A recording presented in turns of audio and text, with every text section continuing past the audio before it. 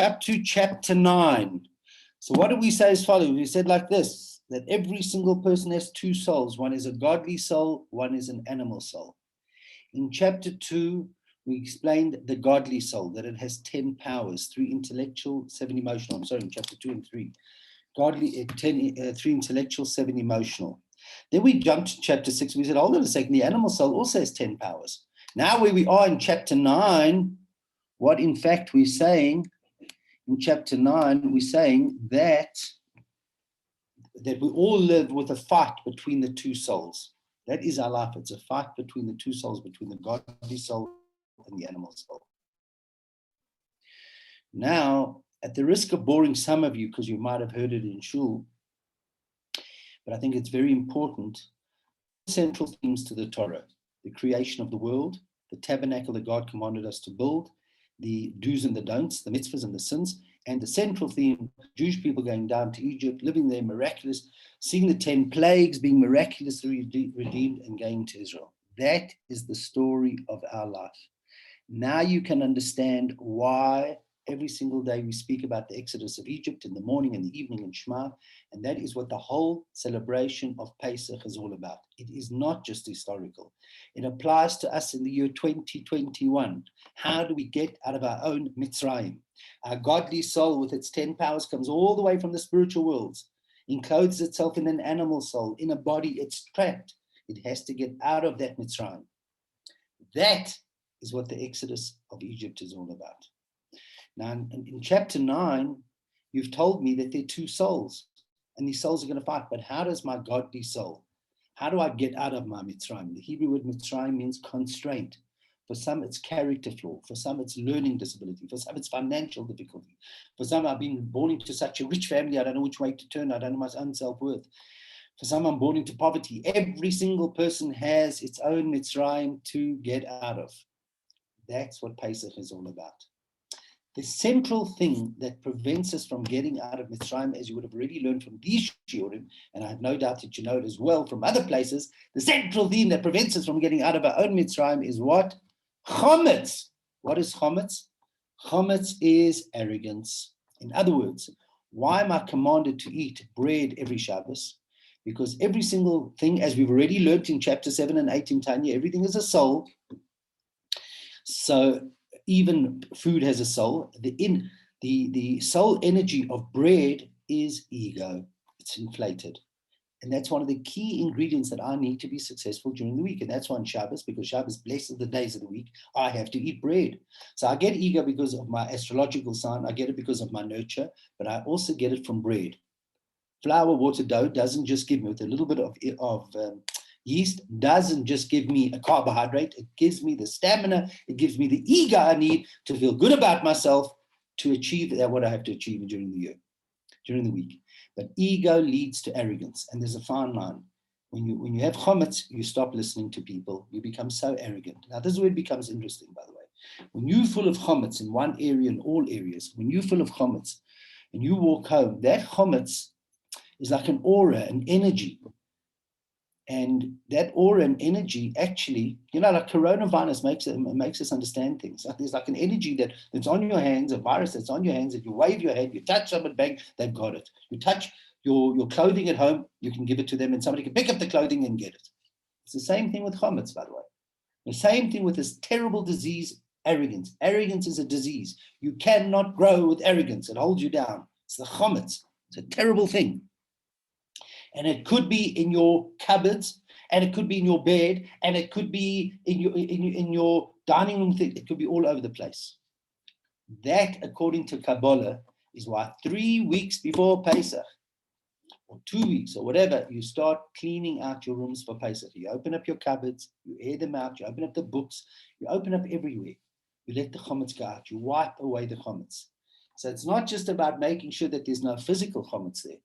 The clipper, we've already learned what clipper is. The clipper, the chometz, the negative energy that's all over your house, by you opening your cupboards and taking your sheets out and cleaning them in a place where there might have been chometz, you're actually getting rid of this terrible negative energy. You're making a whole new aura in your home. Jeez, now you understand what this is all about. Now comes Erev Pesach, my house is clean. My house is an extension of me.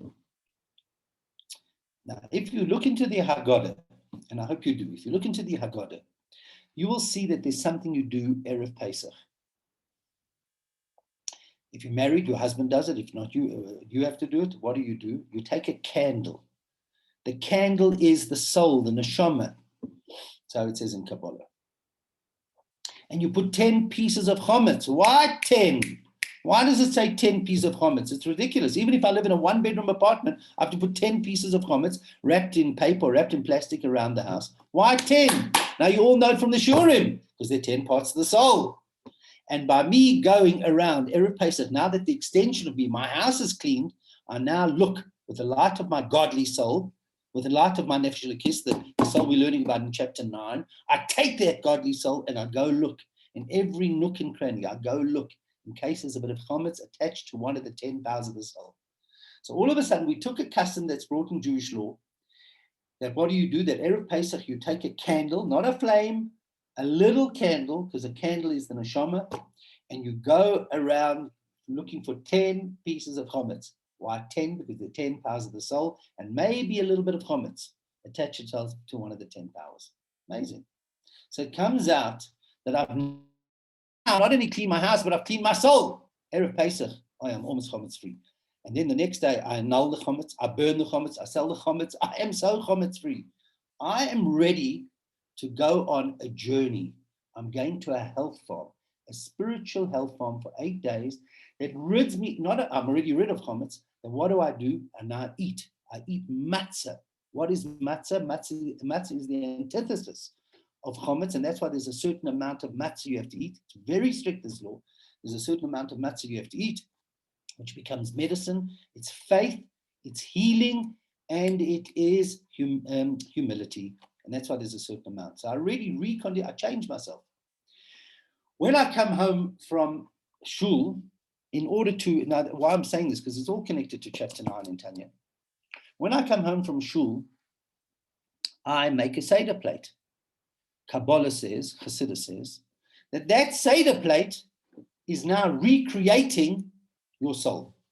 You like reconditioning your soul.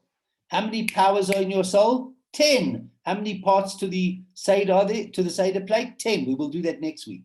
10 parts of the Seder plate. Wow. So it corresponds to the 10 powers of the soul. The 3 matzahs is your 3 intellectual powers. And the other things are, the 6 things on top are the emotions. And the 7th is the final emotion. But I'll explain it all next week. So exciting that. And that's why it says, if you look into any Kabbalistic book, any real commentary on the Haggadah, it says, don't take anything for granted. Nothing is symbolic.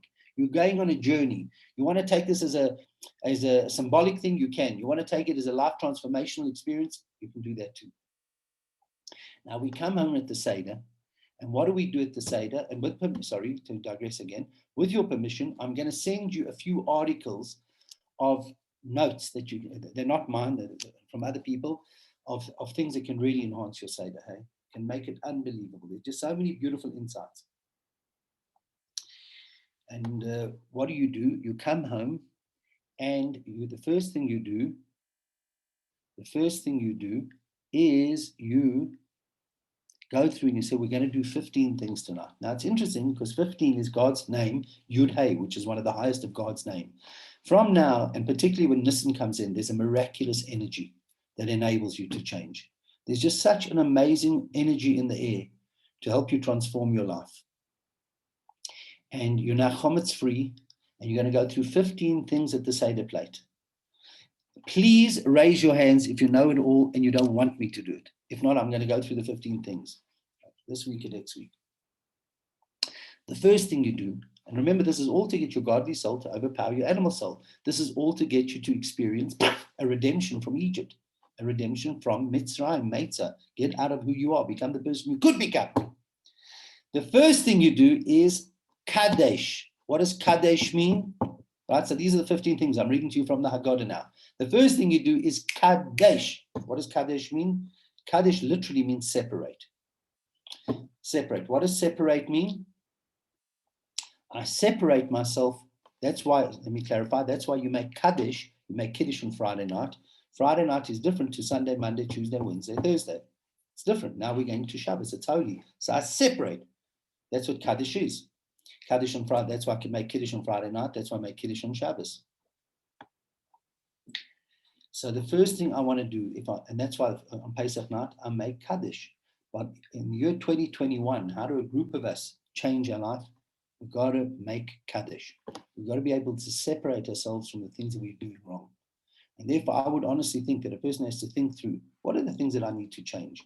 Maybe there's nothing I need to change, but if there's something I need to change, whether it be in a relationship with another person, whether it be in a relationship with a family member, whether it be in fixing up a character, whether it be achieving something, whatever it might be, I have to be Kaddish. I have to separate myself from the way I was and become a new person.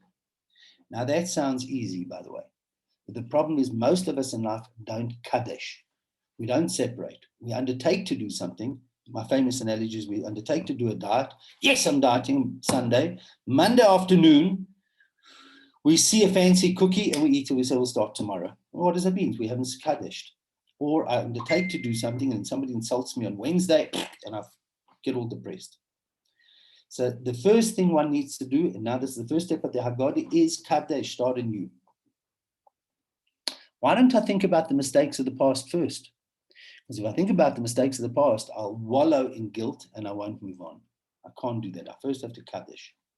The second thing I have to do after Kaddish, the second thing we do is urchatz. We wash our hands. Now, I've explained in this year, so I won't go into it in depth because I've already explained it at length. But washing your hands is really, the simple reason is in case your hands touch different parts of your body.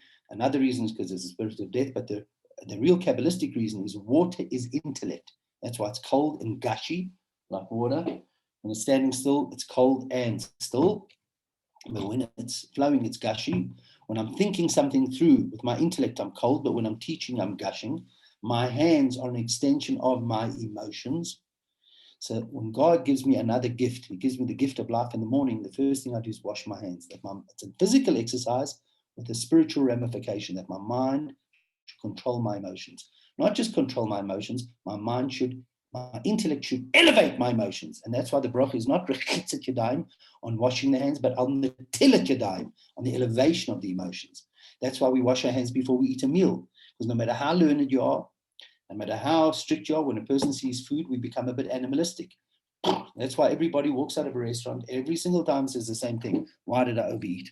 How can you be so stupid? You overeat every time. That's why my mind has to control my heart. That's why in the Seder table, the second thing we do after Kaddish, the second thing we do is wash our hands. The simple reason, by the way, the simple reason for washing your hands is because whenever you eat something wet, in water, you're supposed to wash your hands. We're not that strict during the year. On Pesach, we want to be strict. And we also want to arouse the curiosity of the kid. But the real reason over here is that your mind should control your heart, the way we're learning it. So that's the second step to changing life. The first thing is Kaddish, starting anew, separating yourself. The next thing is urchatz. My mind has to control my heart. And if your mind becomes the moral compass, if every single time I want to do something stupid, I just think about it. There's nothing wrong with having emotion. Be full of emotion, but the mind is to tell you if it's wrong or right. The mind can't be a slave to the emotions. That's why a human being, by and large, the head is above the heart, and by an animal, the head falls below the heart. That's Kaddish urchatz. Now, in our journey in life, you can't just ignore the past. If you have made mistakes, you have to think about them from time to time. And what do we do straight afterwards? Kaddish, after we've kaddished, and after we've washed our hands, now we're in a new program. Our mind is controlling our hearts, urchatz. We then take a bitter vegetable and we dip it in salt water, which is tear water, and it reminds us of the mistakes of the past, a little bit. That's why in Jewish law, by the way, before you go to bed at night, you say it's a mini Yom Kippur. Stop taking. You're supposed to think about the stupid things you did and put it aside and resolve to be better the next day. Because as I've said before in the shiur, most of us get up in the morning and we're so worried or we're so messed up because of things that we did a week ago, a month ago, a year ago, or things that people did to us. But it comes 1 o'clock, we're trying to work our day out. Tony says, no. There is a time after you've kaddished, you've started anew, and nothing's going to break you now because you're new and your mind is controlling your heart. You're not going to be all emotional. Then karpas. Then you take the bitter vegetable and you take that bitter vegetable and you dip it in salt water. You've got to think about the mistakes a little bit. It's like in life. You can't keep looking back because you'll crash. but you got to keep looking. But occasionally you have to look in the rear view mirror. That's very important. And that's what the idea of karpas is. Just for a minute, think about the stupid things, right? If a person's silly, and a person went one day and got mad and tattooed themselves, right? The best thing to do is every single time you want to do something stupid, just rub your hand over your tattoo and say, don't do that, because you do something that takes a second and it's indelible. It stays forever. So that's the third thing you need to do. You have to have a bit of remorse for the past. How do you feel when you've had remorse for the past?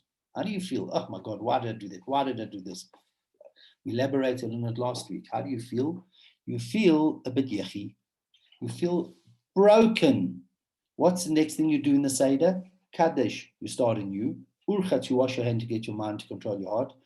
Karpas, you take the bitter vegetable and dip it in the salt water. You're feeling bad about what you've done, and then you feel broken. And that's why the matzah at that moment is symbolic of the human being.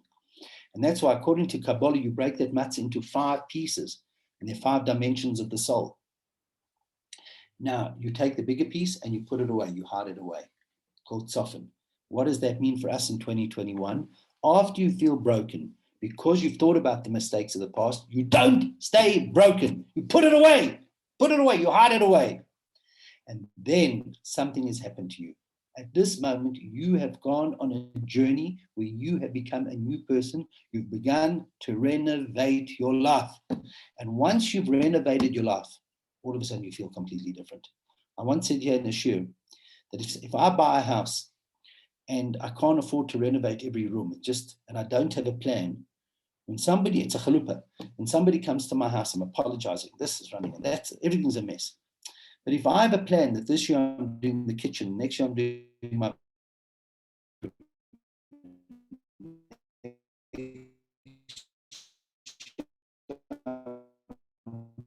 doing the living room, and next year I'm doing the bathrooms, I have a plan. I see after 15 years, this house is actually going to be beautiful. As long as you're on a plan, as long as at that moment, you've dealt with the mistakes of the past. Wait. One sec. You've dealt with the mistakes of the past. Now you can put it away. Once at this moment, you are liberated, by the way. You've begun liberation. For the first time in your life, you can start listening to your kids talking, and you can hear their manishtana, you can hear their questions, and for the first time, you can speak. A person who's got issues that he hasn't dealt with or not dealing with, somebody comes close, he can't talk, he runs away from people, he's shy, he's got issues. But once you've dealt with your issues in your head, once you've had a plan to renovate your life, you feel so lekker and comfortable. That's where we are now. And that's called haggard. For the first time, you can talk and you can listen to other people speaking. And that's why it's so important to have this plan. So Kaddish is starting anew. Urchatz, getting your mind to control your heart. Karpas is about feeling bad about the past. Breaking the matzah is how broken you feel after you've done that, but you put it away and all of a sudden you can talk. Now let's just jump for a minute to the end of the Seder. When the matzah comes back at the end of the Seder, after you've gone through the whole journey, we've still got a lot of journey to do for this self-liberation program. When the matzah comes back, it's called afikomen, dessert. Why dessert? Because if you have transformed your life, what really made you change your life? Your mistakes of the past. And that's what comes back as the afikomen, the dessert. Your mistakes, if you haven't dealt with, is the curse of your life. If you've dealt with them, it's the dessert of your life. It's either the curse or the dessert. That's what comes back as the afikomen in the end. And that's why you're not allowed to eat anything after the afikomen. It's an unbelievable thing. And then we're going to go through a book that looks very ADD, by the way. It's there, it's here, it's all over. Each one of those stories are there to help yourself liberate. Maybe we'll do 1 or 2 of them before Pesach, but really each one of them are absolutely fantastic. And you're talking for the first, that a person who hasn't dealt with the issues can't talk. They shy of everybody. They run away from everybody. A person who's liberated themselves, a person who's dealt with issues, they can talk, they're comfortable, they're open. They become an open book. You don't have to share every secret with everybody, but you're open. And then you start your Seder. And each one of the stories is designed to take you on a new journey. And eventually, you get to the level of, you've gone through the whole journey, and then you're going to wash your hands again. Now, the difference between the first washing, when we washed the first time, that was to get your mind to control your heart. I told you, water is intellect, Your hands are an extension of your emotions. You wash them. You're elevating them. Now it's a completely different level. Now you're going into a new space. The first space in life is dealing with issues in this world. Just handling this world. That's where we're up until now. But then afterwards, we're actually going to go into a new realm of service where everything we do is to serve God. You know the difference? The first thing is just mastering this world, coming to terms with this world, dealing with this world. That's up until now.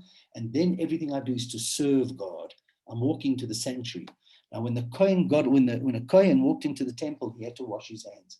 He washed his hands not to get his mind to control his heart, but he was going to a much more divine service. And you wanted to be holy for that. And we wash our hands again. And then, after washing the hands, we eat matzah. Why do we eat matzah?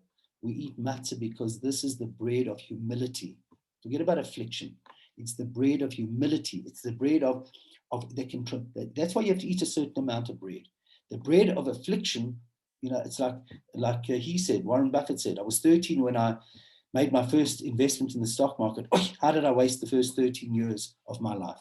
It's the affliction that, where have I been until now? And I'm going to eat this humility. I'm going to eat this humility and faith, and it's medicine. Do not take it as symbolic. Each one of you are going to receive a handmade matzah from me. It's bread, it's medicine food that you eat. And this medicine food that you eat can be absolutely healing of all sorts of issues. That's matzah. Then I'm going to eat a much more intense moror. But we've had moror before. No. There are two types of remorse. Let's go back. After I was Kaddish, after I started anew, I then had karpas. What is karpas? Karpas is remembering the mistakes of the past. Good. If you're a kid and you do something wrong and you feel bad afterwards, you don't really understand the consequences of what you did wrong. Let's say, God forbid, you nearly killed somebody. But after you become an adult, and all of a sudden you realize the consequences of how you brought shame to your family and how you brought shame to this, it's a completely different remorse. Once you've gone to this level, that you were Kaddish, you started anew, your mind is controlling your heart, you felt a little bit bad about the experiences, you felt broken and you started to talk, you've grown now, you've gone through this whole haggard, now you're into the divine service. All of a sudden you get to the realization that the stupid things in life didn't only affect me, but it actually hurt the person who had the most confidence in me, Hashem. And that's the most amazing thing. The person who has the most confidence in us is Hashem. And when we sin, we let Hashem down. And all of a sudden, I'm not hurting for myself. I'm eating an intense moror. I'm eating bitter herbs. I'm eating horseradish because I am so remorseful, not for me. I've dealt with that. Now for Hashem. Because all of a sudden, I've realized what I've done to Hashem. There's part of God within me. And when I sin, it's not just me sinning. I've got Hashem with me in the sin as well. And I'm feeling terrible for Hashem. That's the remorse. It's an intense remorse. It's intense. Good. And now I've dealt with that. Now comes the best part of the Seder. I've gone through this whole Seder. I am so liberated. I felt bad for myself. I felt for Hashem. I'm liberated in every way. Now I'm about to feast. And now I start feasting. Why do I feast? Because when you've dealt with your issues in life, all of a sudden, for the first time, you can feast. When can you really live life? When you've dealt with your issues of the past. When can you really live life? When you're liberated. Otherwise, you're not living life properly. You're insecure. I'm now secure. And that's why we feast. A major part of the haggard, a major part of the Seder is you feast. But before feasting, you do something. Do the most ridiculous thing. And I think this is the most life-transforming thing, and I might keep you 2 more minutes today just to get the word across properly. Just before you feast and live life to its fullest, you eat a sandwich. You take matzah, and you take moror, and a bit of cherosis, and you say like this, so did Hillel, the great, broad, kind sage, so did he do when the temple stood. He took matzah, he took moror, he took the korban pesach, the paschal lamb, and he ate them all together. Because he did that, I have to do this. Now that is absolutely ridiculous. Because Hillel enjoyed a sandwich like that, why am I doing in the 2021? And if the whole purpose of this haggard is to help me self-liberate, how does it help me fix up my issues and get out of my own Egypt? in this March of 2021. Okay. And you must remember, by the way, up until about the 10th century, matzah was pitted. You know that? It was like lafa. It was soft. But because there were so many problems with becoming hummus, they made it has to be dry. In fact, there might be certain Sephardi communities that still have it soft. I'm not sure. There might be. Okay, and remember, he also had a bit of roasted lamb. So for him, it was a delicious meal. So why do I do this before a feast? And to me, this is absolutely unbelievable.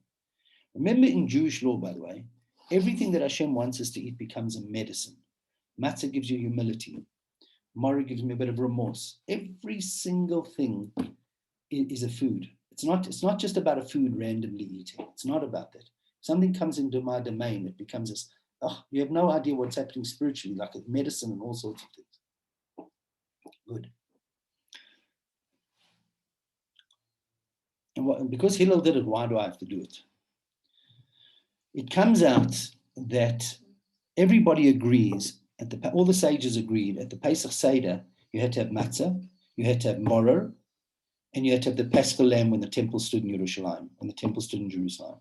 But not everybody said you put it together.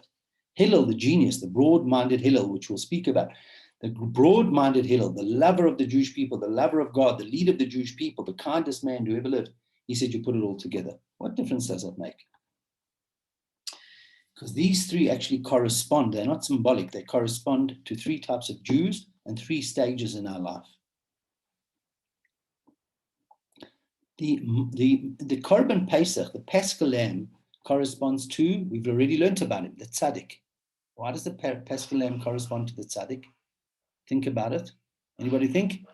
The Paschal lamb corresponds to the tzaddik because the Paschal lamb wasn't cooked in a pot. The Paschal lamb was, they put it like in a spit, like I don't know, it's like a long, I don't know what the oven's called, like a long oven, and the fire actually touched the flesh of the animal. So it wasn't pot roasted, it wasn't pot cooked, it was actually on a spit on fire, but not this way, that way. So the actual flesh was charred, so to speak. That corresponds to the tzaddik. Why the tzaddik? The tzaddik's on fire. He's always serving God. He's passionate. He's enthusiastic. His entire life is about serving God all the time. So the Paschal lamb is the tzaddik. We already learned about the Beinoni. What's the Beinoni? The Beinoni is the person who has, we'll elaborate more on him on chapter 12. The Beinoni is the person who has bad, but he always succumbs bad. He has evil in the left ventricle of his heart, as we're saying in chapter 9. He has evil in the left ventricle of his heart, but he's always pushing away, So he's bred of affliction. He's like the matzah. He's fighting with himself all the time. So the Paschal lamb is always enthusiastic. He's the tzaddik. The Beinoni is the afflicted man. He's fighting with himself all the time, enjoying the fight, but he's fighting with himself. And who's the sinner? Who's the rasha? Who's the wicked person? The wicked person's moror. Why is he the moror? Why is he the bitter herb? Because a person who sins is always feeling remorseful. You never see a sinner who's happy. Why did I do that? There's always living remorse. So the three foods actually correspond to three types of people. The sages felt there were three distinct types of people. Hillel says, no, there are actually three stages in your life. There are times that all of us sitting around this year are like, we are like the Paschal lamb. We're enthusiastic, we're energized, whether it be at a wedding of a kid, whether it be a bar mitzvah, whether it be a simcha, whether it be making somebody a simcha, we're burning, we're like the tzaddik. But then there are times that we're fighting with ourselves to do the right thing, like the matzah. And then there are times in our life when we look back that we mucked it up. We were the moral person. This is beautiful. Hillel says, when you've gone through the journey up until now of the Seder and you've done everything you're supposed to do, right now you can put all the three together and that becomes the new you. You don't have to run away from any part of your life. Once you've come to this stage in the haggard, then the Paschal lamb part of you, the matzah part of you, the afflicted part of you, and the remorseful part of you all becomes a new you. All becomes a new you, and you don't have no idea the heights you can come to. And there's one virtue in somebody who's battled in life and somebody who's mucked up in life, intentionally, unintentionally. You might have lost naivety, but you've got a certain strength that you understand the world, you know the world. And that's what Hillel said. That becomes the new you. So don't ever look at the past. Look at where you are now and what you could accomplish. Put the moral part of you, the bitter herbs part of you, put the matzah part of you, put the Paschal lamb part of you, become the new you. And for the next installment, you have to wait for next week because I'm already 1 minute over time. Have a great week, guys.